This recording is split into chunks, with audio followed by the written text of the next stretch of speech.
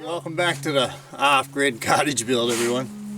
There's a couple points I haven't addressed since I've been building the cottage. One is, for most people, it usually starts with these, and I never showed much of what it takes to get these out of the woods and home and sod.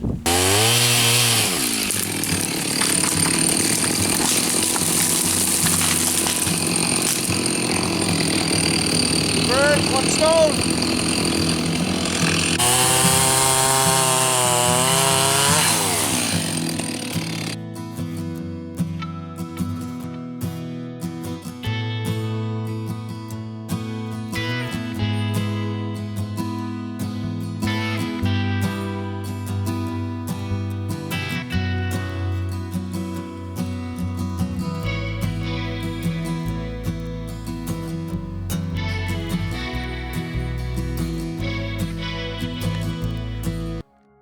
The original plan was to bring the bandsaw in here to the cottage where these logs are, but we ended up having more logs at home than here, so it was more economical to leave the bandsaw out there. Well, anyway, so that means I gotta trailer these bastards home. And they're just as heavy now as they was last winter. But it's a lot easier on the snowmobile and sled. But the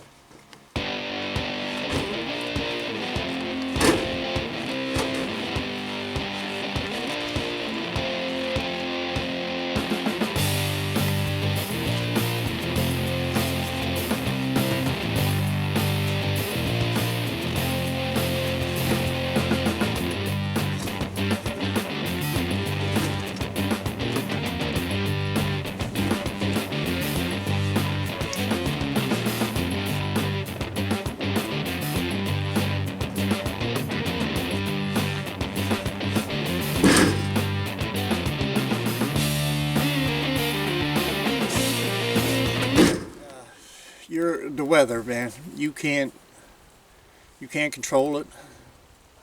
There's nothing you can do about it, not a bloody thing. I mean,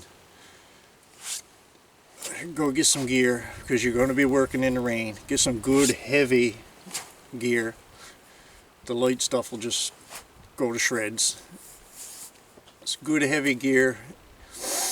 Don't mind being cold, because you're going to be cold and wet. And here on the rock, it's probably a little worse again. We're totally surrounded by water. And here on the west coast of the island, it's pretty well raining all the time. If it's not raining and snowing, seems that way anyway.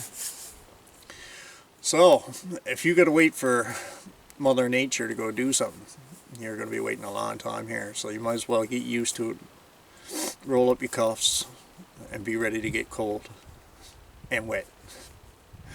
I don't mind too bad, but a lot of people don't like it, I guess. And if I didn't work in all kinds of weather conditions, I wouldn't have half of what I got done now at all. Well, you guys who've been following along have seen most of it, so.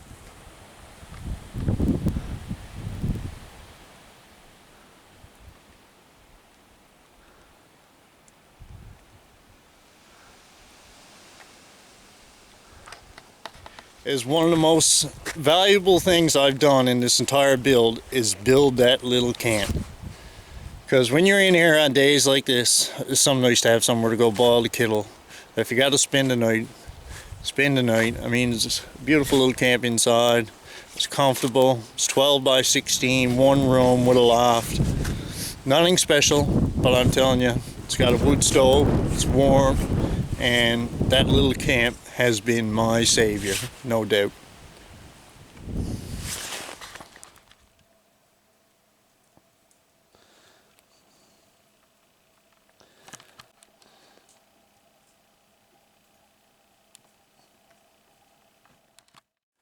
Yeah, and another thing to keep in mind, and probably one of the most important things,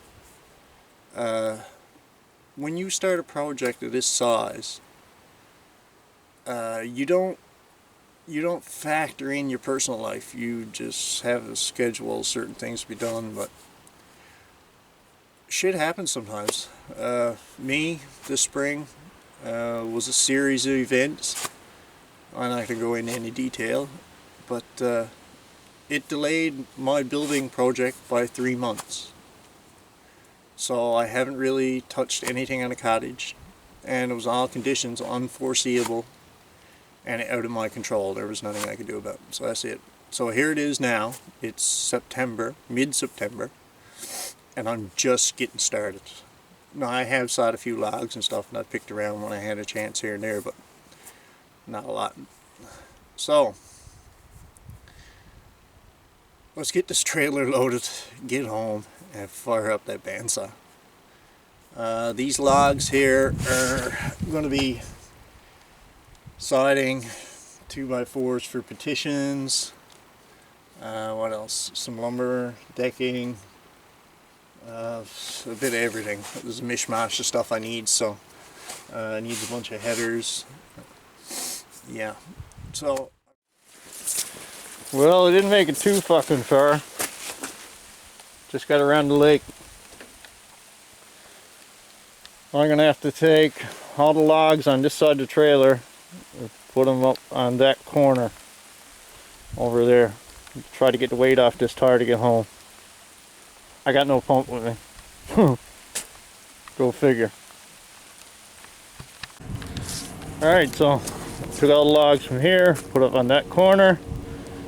That should take a lot of weight off that tire. We'll go see what happens. And we're going that way.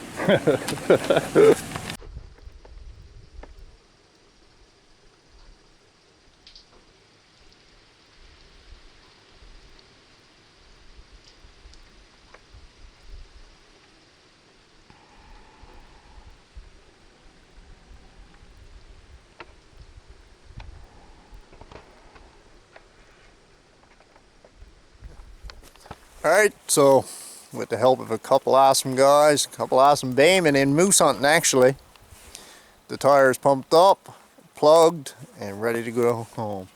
That goes to show you a good bayman will never leave another feller stranded in the woods. Alright guys, till next time.